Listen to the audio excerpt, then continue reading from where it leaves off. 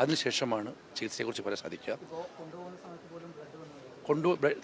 നേരത്തെ വന്നുകൊണ്ടിരിക്കുന്നു. ആ മർദ്ദനമേറ്റ സമയത്ത് ബ്ലഡ് വന്നുകൊണ്ടിരിക്കുന്നു. അതിനിടയ്ക്കാണ് 6 തവണ ഗ്രനേഡ് ഉപയോഗിച്ചത്.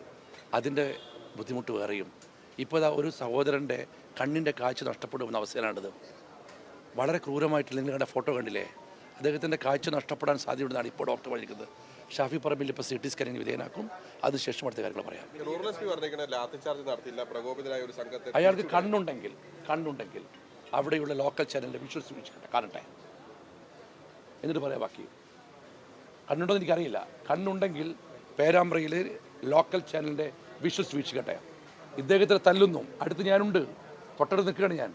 എന്നെ ആരോ പിടിച്ചു മാറ്റിയതാണ്. 2 തവണ 3 തവണ. ആദ്യം തലക്കടിച്ചു, പിന്നെ മൂക്കിനടിച്ചു, 2 തവണ മൂക്കിനടിച്ചു. 2ാം തവണ എടുത്തുകൊണ്ട് ബ്ലഡ് പുറത്തേക്ക് വന്നത്. അപ്പോഴാണ് അടി നിർത്തിയത്. അടിച്ചതാണ്, ലാത്തി കൊണ്ടടിച്ചതാണ്. ലാത്തി കൊണ്ട് 1 അല്ല 2 തവണ അടിച്ചു. പിന്നെ ഷാഫി പറമ്പിലിനെ അറിയാതെ അടിച്ചെന്ന് പറയാൻ പറ്റുമോ ആർക്കെങ്കിലും?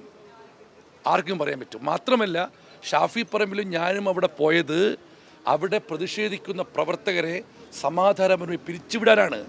അവരെ പറഞ്ഞ് സമാധാനിപ്പിച്ച് സമരം അവസാനിപ്പിക്കാനുള്ള ശ്രമവുമായിട്ടാണ് കൊയിലാണ്ടിയിൽ യോഗത്തിൽ പങ്കെടുത്ത് ഞങ്ങൾ പേരാമ്പ്രയിൽ എത്തുന്നത്. അതിൻ്റെ ശ്രമത്തിനിടെയാണ് പോലീസിൻ്റെ പ്രൊവോക്കേഷൻ. ഞങ്ങൾ DYSP കണ്ട് നേരിട്ട് പറഞ്ഞു, ഒരു 15 മിനിറ്റ് കാത്തു നിൽക്കൂ, ഞങ്ങൾ പിരിഞ്ഞു പോകും. പക്ഷേ പ്രവർത്തകരെ പറഞ്ഞ് മനസ്സിലാക്കണം, ഇന്നലെ ഉണ്ടായ അനുഭവം അവർക്ക് ഇന്നും ഉണ്ടായി. ഇന്നലെ പോലീസ് പ്രകടനം തടഞ്ഞു, ഇന്നും തടയുന്നു.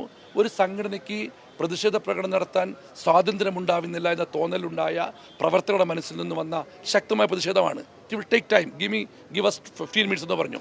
പക്ഷേ ഒന്നും കേൾക്കാൻ തയ്യാറായില്ല. ഞാൻ പറഞ്ഞല്ലോ, അവിടുത്തെ DYSP സുനിൽ, ആ സുനിൽ പ്രവർത്തിച്ചത് CPMൻ്റെ ഗുണ്ടയെ പോലെയാണ്. CPMൻ്റെ ഗുണ്ടകളാണ് പോലീസ് ഉണ്ടായിരുന്നത്. ഞങ്ങളോട് പറയുകയാണ്, തൊട്ടപ്പുറത്ത് ആയുധങ്ങളുമായി നിൽക്കുന്നുണ്ട് CPMകാർ, അങ്ങോട്ട് പോകണ്ടെന്ന്. ഇതെന്താ വെള്ളരിക്കപ്പെട്ടത്? അത് പറയുന്നതാരാ? പോലീസ് ഉദ്യോഗസ്ഥർ. നിങ്ങളങ്ങോട്ട് പോകണ്ടെന്ന്. സമാധാനമായ പ്രകടനത്തിന് സംരക്ഷണം കൊടുക്കേണ്ട പോലീസ് ആയുധമായി നിൽക്കുന്ന CPMകാരുണ്ട്, അങ്ങോട്ട് പോകരുത് എന്ന് അവർക്ക് വേണ്ടി ശുപാർശ നടത്തുന്ന നാണം കെട്ട പണിയാണ് പോലീസ് ചെയ്തത്.